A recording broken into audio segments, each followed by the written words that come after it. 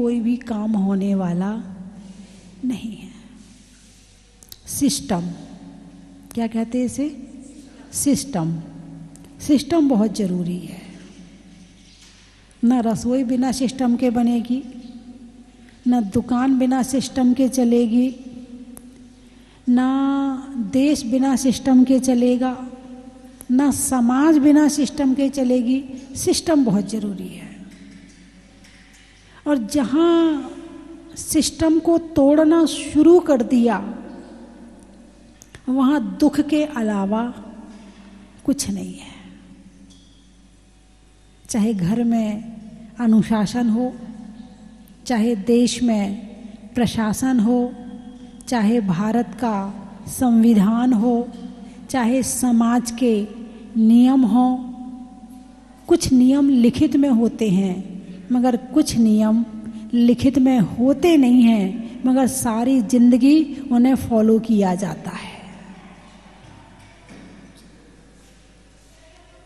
सारी जिंदगी उन नियमों के अनुसार चला जाता है। ऐसे ही धर्म है। धर्म के भी कुछ नियम हैं। बिना नियम के आप अंदर भी नहीं पहुंच सकते। अंदर का मतलब आत्मा के अंदर संकल्प शक्ति जरूरी है। इसी तरह आचार्यों ने श्रावक को आहार देने के लिए भी कुछ नियम बनाए हैं। यदि आप इन नियमों का पालन करेंगे, यदि इन गुणों को प्राप्त करेंगे, तो आप उत्कृष्ट फल को प्राप्त कर लेंगे। दाता के 7 गुण। कितने गुण? 7। श्रद्धा, भक्ति, विज्ञान, अलुब्धता, विवेक, क्षमा, शक्ति। यदि इन 7 गुणों का पालन किया तो पूर्ण फल प्राप्त होगा। श्रद्धा और भक्ति पर 2 दिन से चर्चा हो रही थी कि जब भक्ति आती है तो 5 साल का बच्चा भी कहता मैं भी आहार दूंगा, मैं भी आहार दूंगा। अभी 8 साल का हुआ नहीं है, लेकिन भाव हो गए उसके अंदर भी भक्ति जागृत हो गई है। भक्ति तो आ गई, मगर उसके अंदर विज्ञान नहीं आया, उसके अंदर विवेक नहीं आया। और भक्ति के साथ विवेक और विज्ञान बहुत जरूरी है।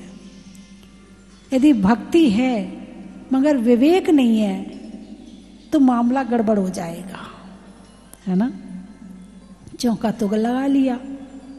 अब भक्ति इतनी है कि क्या खिला दूं, है ना।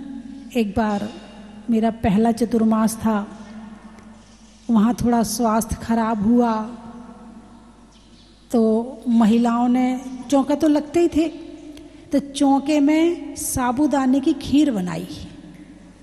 माता जी को बहुत अच्छी रहेगी, माता जी की तबीयत ठीक नहीं है, माता जी को साबूदाने की खीर खिलाना चाहिए। अब गलती उनकी नहीं है,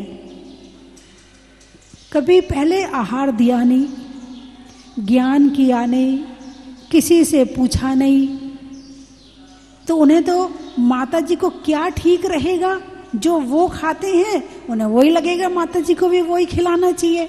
साबूदाना की खीर बना दी। फिर बाद में बताया भाई साबूदाना बहुत अशुद्ध होता है, साधु संत साबूदाना नहीं खाते हैं। तो उसके बाद वहाँ क्लास वगैरह लगाई कि भाई आहार में क्या लेते हैं और क्या नहीं लेते हैं। एक बार की बात है कि हमारा बिहार चल रहा था, तो एक पेट्रोल पंप पर हम रुके, रात्रि विश्राम किया। वो लोग अग्रवाल थे, बड़ी भक्ति उमड़ी उनके मन में, अरे हमारे पेट्रोल पंप पे हमारे यहाँ माता जी आई हैं, अब सुबह तो बिना नाश्ता के उन्हें जाने नहीं देंगे। उनकी पत्नी ने सुबह जल्दी उठ के आलू की सब्जी और पूड़ी बनाई। क्या बनाई? आलू की सब्जी और पूड़ी। अब इसमें उनकी गलती नहीं, भक्ति है मगर विज्ञान नहीं है। क्या? भक्ति है मगर विज्ञान नहीं है। भक्ति के साथ ज्ञान होना जरूरी है। इसीलिए दाता के 7 गुण में विज्ञान गुण रख दिया, विवेक गुण रख दिया। अब सुबह सुबह पूरा परिवार आया। अब थोड़ी देर 5 मिनट मैंने उनसे चर्चा करी। बिहार का टाइम हो गया। मैंने कहा चलो अब बिहार कर लेते हैं। तो मैं उठ के खड़े होने लगी। तो अब वो आके हाथ जोड़ के बोले, माता जी पहले आप नाश्ता कर लो फिर निकलना। क्या नाश्ता? कैसा नाश्ता? कौन सा नाश्ता? और हम और नाश्ता दोनों अलग चीज हैं, दोनों एक चीज नहीं है। हम एक ही बार आहार लेते हैं, हम 2 बार 5 बार बार बार आहार पानी नहीं लेते हैं। तो फिर उन्हें समझाया कि जो माता जी हैं वो 24 घंटे में एक बार ही लेती हैं, और वो भी चौके में बना हुआ शुद्ध भोजन लेती। तब उनकी समझ में आया। तो साथ में जो चल रहे थे उनके मजे आ गए। उनके तो ना आलू का त्याग था, ना पूड़ी का त्याग था, ना नाश्ते का त्याग था। उनके मजे आ गए। भक्ति तो है मगर ज्ञान भी चाहिए। एक बार बिहार कर रहे थे, रास्ते में तो एक ढाबा वाले ने, ढाबा जानते हो ना, जो होटल जैसे होता जो, तो ऐसे ही हरियाणा में ढाबा बहुत चलते हैं। तो वहीं बिहार चल रहा था। तो ढाबा वाले ने देखा कि कोई साधु संत जा रहे हैं। तो एक छोटा सा लड़का जो उनके यहाँ नौकर होगा, काम करता होगा, उसके हाथ में 4 पानी की बोतल पकड़ाई। बोले जा, वो जा रही ना साध्वी जी, उनको दे के आ। अब मैं तो बिहार कर रही, चल रही थी, चलते चलते अब वो मेरे सामने आए और बोतल दिखाए मुझे। मैंने कहा हूँ मालिक ने भेजी है, मालिक ने भेजी, बोतल आपके लिए मालिक ने भेजी है। अब मैंने कहा भाई देख, हम लोग तो पीते नहीं है ना, बाकी जो पीछे चल रहे हैं उनकी तो पूछ ले। भक्ति तो है मगर ज्ञान नहीं है। इसीलिए दाता के 7 गुण में भक्ति के साथ विज्ञान गुण रखा है। अभी खत्म नहीं हुआ, अभी खत्म नहीं हुआ, अभी और लंबी कहानी है। एक बार की बात, हम लोग कंपिल जी से बिहार कर रहे थे, गांव से होते हुए निकल रहे थे। तो गांव में एक जो बेर वगैरह लेके अम्मा वगैरह बैठी होती है ना, वो बूढ़ी बूढ़ी अम्मा लेके बैठ जाती हैं बेर बेचने के लिए। अब वो हाथ में बेर ले लो ले लो। भक्ति, उनको ज्ञान नहीं है, लेकिन भक्ति के द्वारा उनने पुण्य का बंध कर लिया। वो जानते नहीं, वो जैन नहीं है, वो जानते नहीं है कि आहार क्या होता है, एक टाइम भोजन क्या होता है, हाथ में आहार लेना क्या होता है, वो नहीं जानते हैं। लेकिन उन्हें इतना ज्ञान है ये कोई अच्छे हैं, तो मेरे से कुछ लग जाए इनके लिए, मेरा द्रव्य भी इनको आहार में, इनके भोजन में लग जाए। एक बार बिहार कर रहे थे दिल्ली में। तो अब वहाँ दिल्ली तो बहुत बड़ी है, दिल्ली तो बहुत बड़ी है, 10 किलोमीटर जाना था, शहर से शहर के अंदर ही जाना था। तो गर्मी के दिन थे, तो हम थोड़ा सा वहाँ एक गार्डन मिला, तो थोड़ा सा वहाँ बैठ गए। तो उस गार्डन के पीछे जिनका मकान था, उनके यहाँ उसी समय शादी हुई थी। तो मिठाइयाँ वगैरह रखी थी उनके यहाँ पर। तो पंखे ले आए, मिठाई ले आए और पानी ले आए। बोले लीजिए। मतलब आप भक्ति देखो, आप जैन हो, आपके अंदर आहार कराने की कितनी भक्ति है, और वो अजैन है और उनके अंदर खिलाने की कितनी भक्ति है। आप विचार इस बात का करो कि आपके अंदर भावना है नहीं, जैन होते हुए आपके अंदर आहार देने की भावना है या नहीं है। आप जानते हो मगर देते नहीं हो, वो नहीं जानते हैं फिर भी देने की भावना रखते हैं। तो इसका मतलब ये है कि फिलहाल में आपसे ज्यादा श्रेष्ठ वो हैं, भावना के हिसाब से, श्रद्धा के हिसाब से, भक्ति के हिसाब से आपसे ज्यादा श्रेष्ठ वो हैं कि देखते ही उनके अंदर भावना बन गई कि मैं कुछ इन्हें दे दूं। सबरी, क्या जानते हो? सबरी को जानते हो? हैं? नाम सुना है ना? क्या किसी ने कहा था कि राम तुम्हारी कुटिया में आएंगे। और कब कहा था? जब वो जवान थी। राम आएंगे, मेरी कुटिया में राम आएंगे। खुश हो गई। आज के बाद मैं इस कुटिया से बाहर कहीं नहीं जाऊंगी, मैं यहीं रहूंगी, पता नहीं राम कब आ जाए। रोज ढेर सारे सुबह उठ के फूल तोड़ती, पूरी अपनी कुटिया से लेके बाहर तक फूल सजाती, एक एक कांटा अलग करती, एक एक कंकड़ अलग करती, रोज रंगोली पूरती। किस लिए? राम आएंगे, राम आएंगे। एक दिन नहीं आए, 2 दिन नहीं आए, 1 साल नहीं आए, 2 साल नहीं आए, 4 साल नहीं आए, उसने छोड़ा नहीं। बुढ़ापा आ गया, उसने फूल सजाना छोड़ा नहीं, उसने रास्ता देखना छोड़ा नहीं। वो राह देखती रही, पूरा घर सजा लेती, राह सजा देती और उनके लिए भोजन बना के रखती और रोज बैठ जाती, अब राम आएंगे, अब राम आएंगे। उसका नाम तो कुछ और था। उसे सबरी पता क्यों कहते?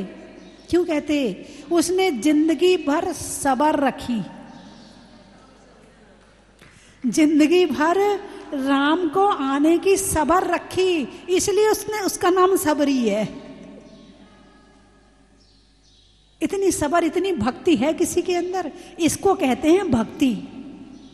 दुनिया में जाना छोड़ दिया, रिश्तेदारी के यहाँ जाना छोड़ दिया, सबके यहाँ जाना छोड़ दिया, केवल एक ही काम, राम आएंगे, राम आएंगे, राम आएंगे। इतनी भक्ति है आपके अंदर?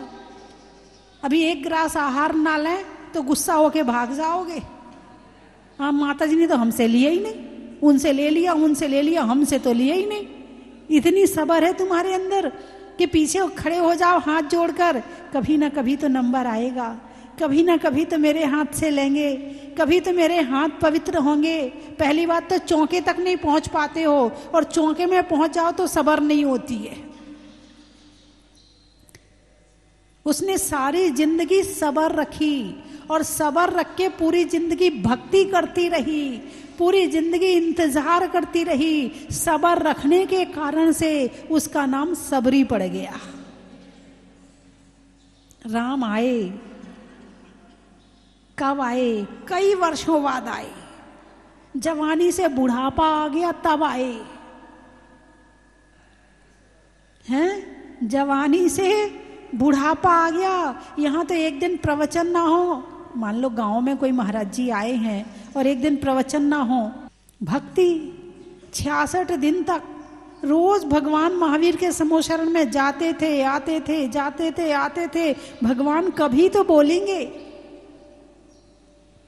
सबर है कहाँ? सामने वाले ने बोला नहीं कि उसके पहले तुम्हारे जवाब तैयार रहते हैं। सामने वाला दिख गया कि तुम्हारी बातें तैयार हो जाती हैं। सामने वाला, तुम्हारे अंदर इतनी सब्र नहीं है कि भोजन कर ले उसके बाद बात कर लेंगे। तुम्हारे अंदर इतनी सब्र नहीं है कि तुम उसके भोजन का इंतजार करके बाद में कर लो। वो भोजन करने बैठेगा और तुम्हारी कथा शुरू हो जाएगी।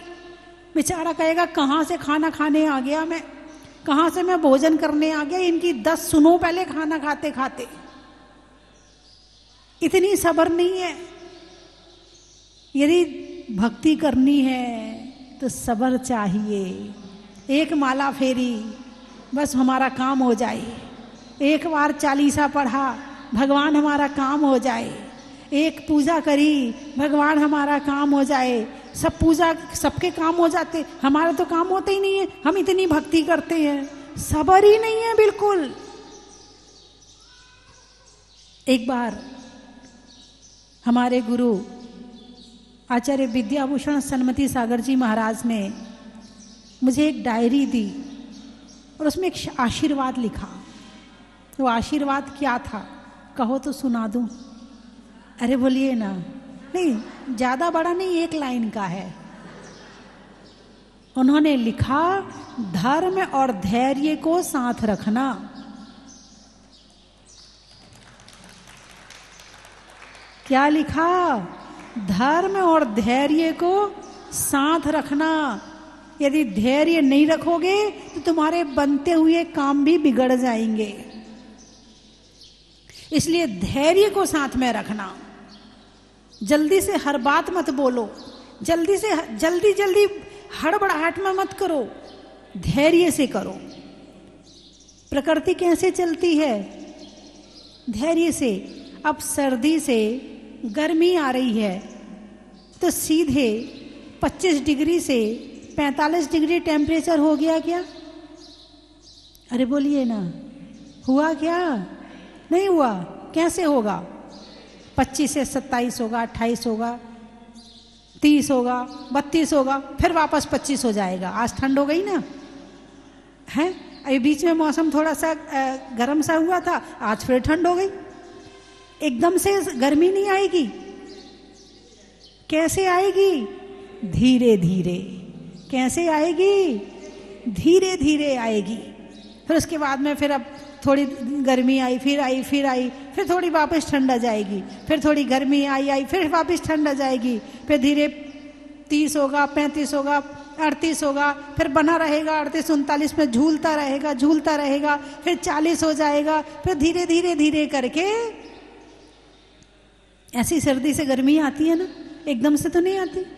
अनाज खेत में डालते हैं, किसान डालता है ना, तो पेड़ एक दिन में उग जाता है क्या? अरे बोलिए ना, कैसे उगता है? धीरे धीरे, है ना। और इंतजार ना करो एक दिन में उग जाए। एक बंदर ने देखा कि एक व्यक्ति ने जो आम की गुठली है वो जमीन में गाड़ दी। अब बंदर तो बंदर है, समझ तो गया वो कि इससे पेड़ निकलेगा, तो उसने दूसरी गुठली ली और वो जमीन में गाड़ दी। थोड़ी देर बाद गया, फिर खोल के देखता पेड़ उगा कि नहीं, फिर खोल के देखता पेड़ उगा कि नहीं उगा। है? बंदर के अंदर धैर्य नहीं है। और यदि मनुष्य के अंदर भी धैर्य नहीं है तो नहीं, मैंने नहीं कहा है ना। हाँ, तो भक्ति के साथ धैर्य भी जरूरी है। क्या जरूरी है? भक्ति के साथ धैर्य भी जरूरी है। धैर्य, ज्ञान, विवेक, विज्ञान, ये सब जरूरी है। यदि ये नहीं है तो आहार का फल मिलने वाला नहीं है। क्यों? यदि आहार नहीं लिया तो क्या आ जाएगा? गुस्सा। क्या आ जाएगा? बोलिए ना, गुस्सा। अब गुस्सा आ जाएगा तो दाता के एक गुण में क्षमा भी रख दिया। क्या? दाता के एक गुण में क्षमा भी रख दिया कि भाई क्षमा करना आता हो तो चौका लगाना, वरना चौका मत लगाना। क्योंकि साधु का गुण तो क्षमा है ही। तुम गलती करते हो, साधु क्षमा करता है। लेकिन यदि तुमसे आहार नहीं लिया, कुछ गड़बड़ हुई और साधु ने नहीं लिया, तो तुम्हें गुस्सा नहीं करना है। तुम्हारे यहाँ साधु नहीं आए तो तुम्हें गुस्सा नहीं करना है। क्या करना है? क्षमा। इसलिए दाता के 7 गुणों में एक क्षमा नाम का गुण भी दे दिया। अब कई बार नहीं समझ पाते हैं। एक बार की तो सच्ची घटना बताऊं, बहुत दिन पहले की है। मैं चौके में नहीं थी, मैं बाहर खड़ी थी। मैं 16 नहीं पहनी थी तो मैं चौके में नहीं थी, मैं बाहर थी। एक मुनिराज चौके में आए तो अब पाद प्रक्षालन होता है, उच्चासन के बाद पाद प्रक्षालन कार, फिर वापस आ जाएंगे। इसलिए बच्चों के द्वारा आहार जरूर दिलवाना चाहिए। और जब कोई बच्चा आहार देने बैठता है, उसने 1 ग्रास दिया, महिलाएं आती, हट उठ उठ, हो गया, बस बस बस हो गया, तू बाहर जा, कपड़े बदल ले जा। उसको आहार नहीं देने देती हैं। ये विचार नहीं करती हैं कि अब हमारा समय तो चला गया, चल बेटा तू 2 ग्रास और दे, मैं तेरे साथ बैठी हूं, मैं दिलवाऊंगी तुझे, तू और दे। नहीं, उसको वहां से उठा के भगा देंगी, मैं ही दे लूं सारा। महिलाओं को इतना लालच होता है। आहार देना चाहिए, लेकिन आगे की पीढ़ी को कैसे हमें चौका लगाने के लिए तैयार करना है, इस बात का ज्ञान महिलाओं में होना चाहिए। भक्ति है तुम्हारे अंदर, इसलिए तुम्हें लगता है कि मैं ही सारा दे लूं। भक्ति है तुम्हारे अंदर, अच्छी बात है, लेकिन विवेक को सामने रखो कि हमें आने वाली पीढ़ी को कैसे तैयार करना है। तुम्हारे घर में कोई लड़की है, तू बाहर के काम कर ले, झाड़ू पोछा कर ले। क्या कहती हो? तू झाड़ू पोछा कर ले, हम भोजन हम बना लेंगे। नहीं बेटा, तुम सुबह जल्दी कर लो झाड़ू पोछा, साथ में लड़की को अंदर बुलाओ। देख बेटे, ये ऐसे बनाया जाता है, ये ऐसी मर्यादा का है, इसमें ये नहीं डाला जाता है, इसमें ये डाला जाता है। लड़की को अपने साथ चौके में लाओ और उसे सिखाओ कि बेटा चौका कैसे लगाया जाता है। जब कभी मौका आए तो तुम्हारी लड़की अकेले चौका लगा सके, इतना ट्रेंड कर दो उसको। और ऐसी लड़की जब ससुराल जाएगी तो वहां भी चौका लगाएगी। जॉब करने भी जाएगी तो कहेगी देखो ना, संडे की छुट्टी है ना, चलो अपन चौका लगा लेते हैं। तो आपने लड़की को जन्म भी दिया और जन्म के साथ धर्म भी दिया। क्या? जन्म भी दिया, जन्म के साथ धर्म भी दिया, धन भी दिया और धर्म भी दिया। और यदि आपने अपनी लड़की को दहेज में करोड़ों रुपए दिए हैं और धर्म नहीं दिया है तो उसकी जिंदगी सुखी रहने वाली नहीं है, चाहे कितने बड़े आदमी क्यों ना हो। घर में तो चौका लगना ही चाहिए। बात समझ में आई कि नहीं आई? और भक्ति कैसे पैदा होती है? ऐसे ही पैदा होती है। धीरे धीरे धीरे संस्कार कैसे आते हैं? ऐसे ही आते हैं। बात समझ में आई कि नहीं आई? तो विज्ञान गुण मेरी माँ ने मुझे सिखाया, मेरी सास ने मुझे सिखाया, अब मैं अपनी बहू को सिखाऊं, मैं अपनी लड़की को सिखाऊं, ये मेरा फर्ज है। जो चीज तुम्हारे अंदर आई है वो दूसरों के अंदर डाल करके ऊपर जाना, उसको दिए बिना मत जाना। जितना धर्म तुम करते हो उतने धर्म के संस्कार सामने वाले में डाल के जाना, तो वो पेड़ उगेगा। वरना यदि तुमने नहीं डाले तो वहीं खत्म हो जाएगा। और जो धर्म का, जो भगवान का नाम नहीं ले रहा है, वो बेटा तुम्हारा नाम कहाँ लेगा? अरे बोलिए ना, बेटा क्यों चाहिए घर में? पोता क्यों चाहिए? नाम के लिए, वंश बढ़ाने के लिए। जब तुम्हारा नाम ही नहीं ले रहा है वो पोता, तो फिर वो क्या नाम बढ़ाएगा? जो भगवान का नाम नहीं लेता वो तुम्हारा नाम क्या लेगा? तुमने अपने पोते को, अपने बच्चों को तुमने 24 तीर्थंकर के नाम नहीं सिखाए, तुमने नमोकार मंत्र की माला करना नहीं सिखाया, तुमने उसे पूजा करना नहीं सिखाया। जब तुमने भगवान से नहीं जोड़ा है वो तुमसे भी नहीं जुड़ेगा। इसलिए अपने बच्चों में धर्म के ऐसे संस्कार डालना कि फिर कहीं चला जाए। जैसे पेड़ होता है, पेड़ की जड़ पहले नीचे जाती है। कहाँ जाती है? नीचे जाती है, फिर ऊपर जाती है। और जितनी वो नीचे चली जाए उतनी ऊपर चली जाती है, और जितनी नीचे जाएगी उतनी मजबूत रहेगी। ऐसे ही धर्म के संस्कार तुम्हारे बच्चों के अंदर जितने ज्यादा रहेंगे वो उतने मजबूत रहेंगे, उतने धैर्यवान रहेंगे और उतने शक्तिशाली रहेंगे, उतने सही निर्णय लेने की क्षमता वाले रहेंगे और उतने आगे बढ़ने वाले रहेंगे। और जिसकी धर्म की जड़ हरी नहीं है उसके जीवन में हरा होने वाला नहीं है। यदि बच्चों के जीवन को हरा बनाना चाहते हो तो उसके लिए जरूरी है कि धर्म को भी हरा भरा बनाया जाए। पत्रकार एक नहीं चार, पत्रकार एक नहीं चार आए हैं।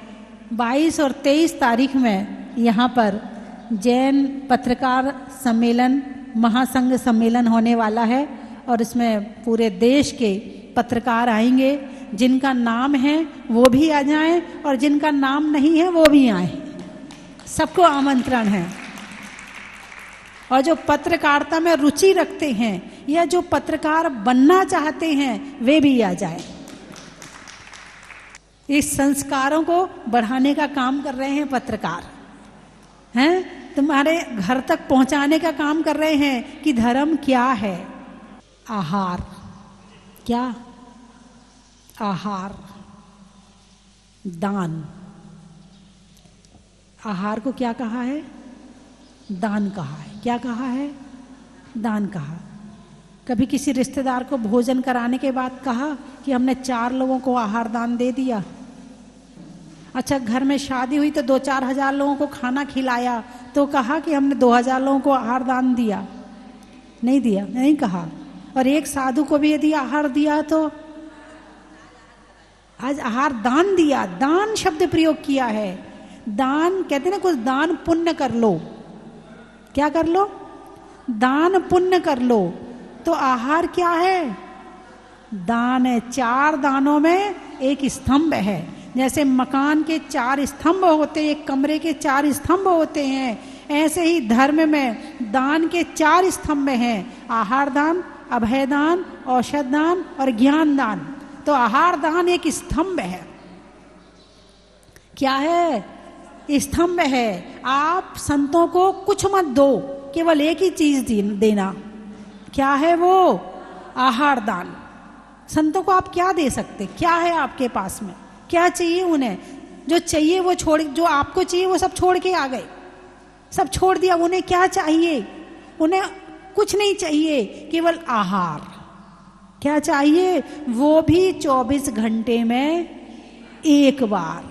आपके यहाँ कोई रिश्तेदार आ जाए तो पहले चाय का ध्यान रखो, फिर नाश्ते का ध्यान रखो, फिर फल फ्रूट का ध्यान रखो, फिर खाने का ध्यान रखो, फिर दोपहर की चाय दो, फिर शाम का खाना खिलाओ, फिर रात का करो। पूरे दिन तुम्हें उनके साथ में खाने में जुटना पड़ता है। लेकिन साधु एक बार आहार लेता है, एक बार, और तुमसे वो भी नहीं होता है तो धिक्कार है ऐसी जिंदगी का कि जो साधु को दिन में एक बार आहार भी ना दे पाए। इससे अच्छे तो पशु पक्षी हैं, हाथ नहीं है उनके। उनके पास एक बहाना है, हमारे पास हाथ नहीं है ना, हम इसलिए दे नहीं पाते हैं, हम इसलिए आहार दान कर नहीं पाते। हाथ भी मिले और आहार भी ना दे पाए तो जिंदगी बेकार। एक बार को पूजा छूट जाए तो 12-2 बजे जाके कर लेना, कोई बात नहीं, लेकिन आहार दान पहले देना। क्यों? आहार दान से बड़ा कोई दान नहीं है। सबसे बड़ा दान कौन सा है? कैसे है वो बता दूं कहो तो? 4 दान आहार दान में आ जाते हैं। आहार दिया तो जीवन चला तो अभय दान, स्वाध्याय किया तो ज्ञान दान, और स्वास्थ्य ठीक रहा तो औषध दान। आहार दान में 4 दान आ जाते हैं, इसलिए आहार जरूर देना चाहिए। महान पुण्यशाली है आहार दान। कल इसकी महिमा बताऊंगी आपको, आहार दान की क्या महिमा है। अभी तो गुणों का वर्णन तो चल ही रहा है, दाता के साथ गुणों का वर्णन चल रहा है। तो आज अपन ने चर्चा चली विज्ञान गुण पर, विवेक पर, है ना? तो समाप्त करूं? आप लोग हिलो तो सही, सारे बिल्कुल ध्यान में जैसे एकाग्र हो जाते हैं ना, ऐसे हो गए आप सब लोग बिल्कुल। यानी सुनने में आपकी इतनी एकाग्रता, इसका ही नाम ध्यान है ना? जहां मन वचन काय एक हो जाए और बिल्कुल एक जगह लग जाए, उसका नाम ध्यान है ना? चलिए कल फिर बताऊंगी मैं आपको।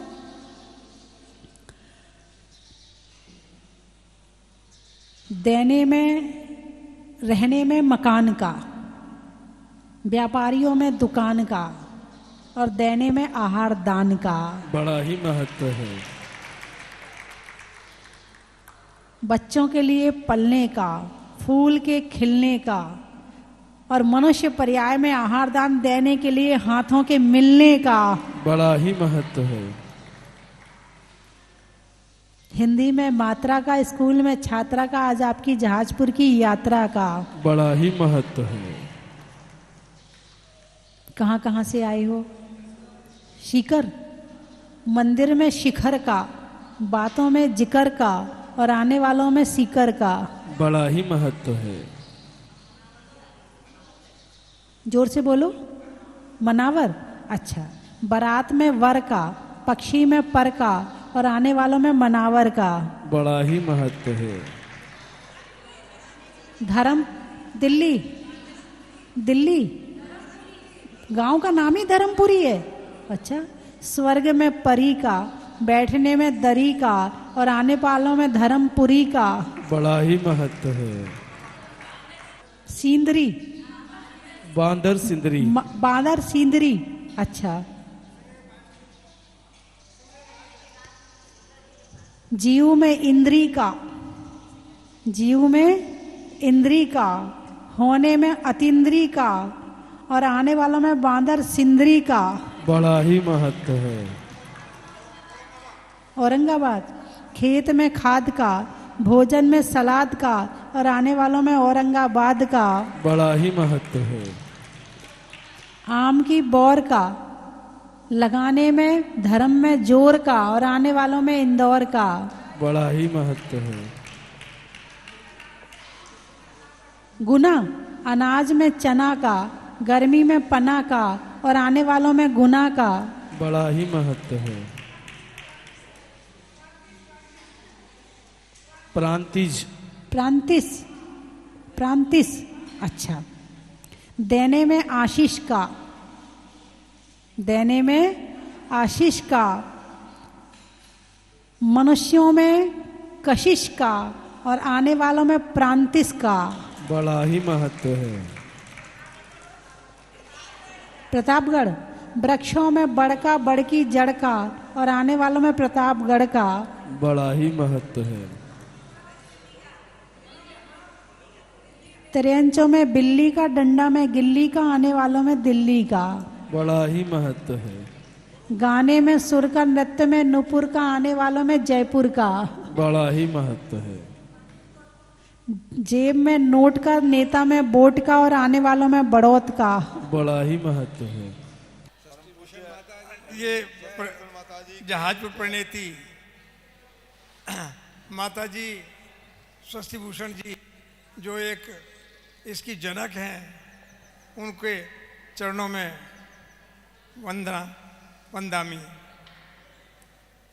बंधुओं, आज जिस जगह आप लोग हैं ये एक अप्रतिम जगह है और यहाँ के चमत्कारों की आप सबको चर्चा भी पता है और माता जी का जो वात्सल्य है और माता जी की जो प्रतिभा है ये मतलब किसी से आंकी नहीं जा सकती। इतनी लोग अभिभूत हैं यहाँ से कि शब्दों में वर्णन करना भी असंभव है।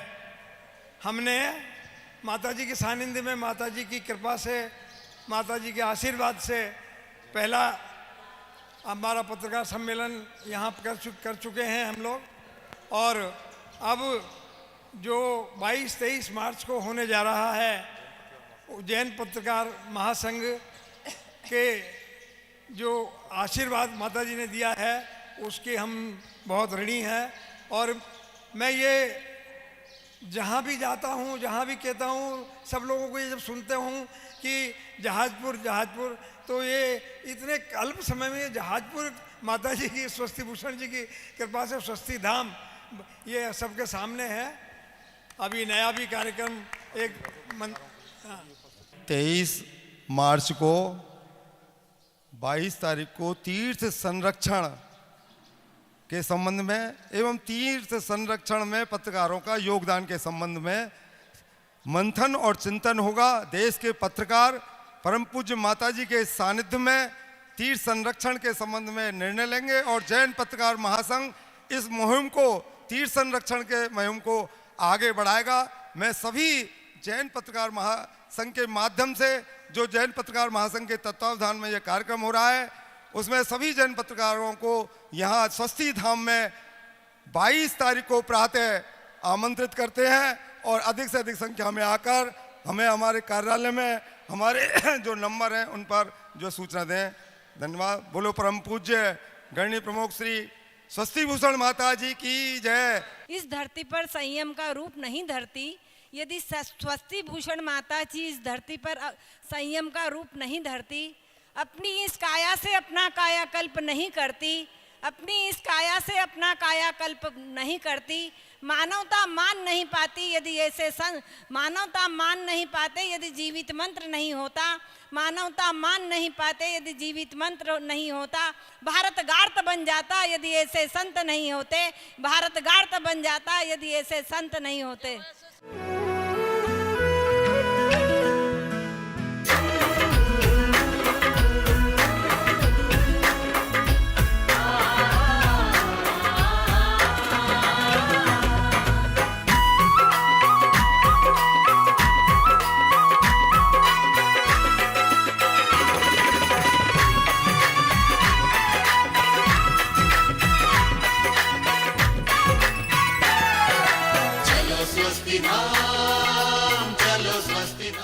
कंचन की थाल को सजाओ रे आज, रत्नों की थाल को भर लाओ रे आज। आओ आओ करे रे गुणगान आरती भगवन की, आओ आओ करे गुणगान आरती भगवन की। आओ आओ करे रे गुणगान आरती भगवन की।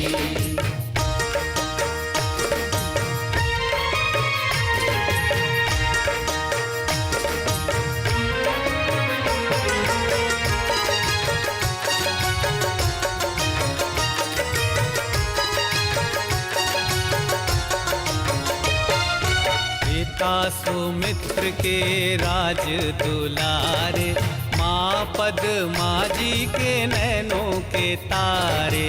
पिता सुमित्र के राज दुलारे, माँ पद्मा जी के नैनों के तारे। राजगृही में जन्म लियो